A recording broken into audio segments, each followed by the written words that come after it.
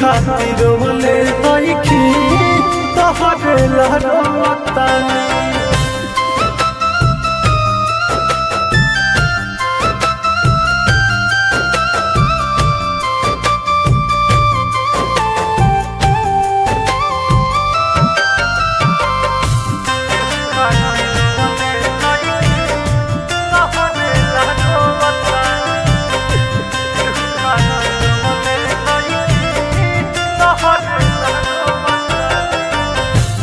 पगल के हाल भइल बा जियल मोहाल भइल बा ई दिन को सहू कट जाला किरतिया काल भइल बा।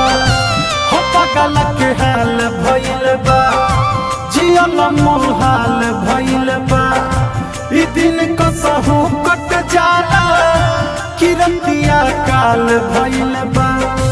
अखिया से नींद उड़ल चैन से न सुवतनी, अखिया से नींद उड़ल चैन से न सुवतनी।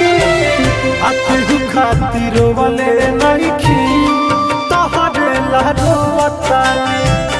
अकेहू खातिर बोले नइखी तोहरे लहरोतानी।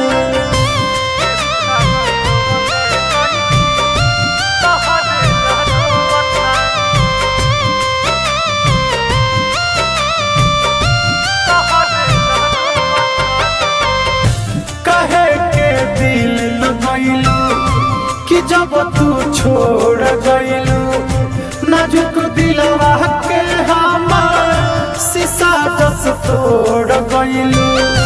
कहे के दिल लगइलू कि जब तू छोड़ गइलू नाजुक दिलवा के हमार शीशा जस तोड़ गइलू। राइटर बिरद के संगे गम के बोझा ढोवतानी। राइटर बिरद के संगे गम के बोझा ढोवतानी। अकेहू खातिर बोले नइखी तोहरे लहरोतानी। अकेहू खातिर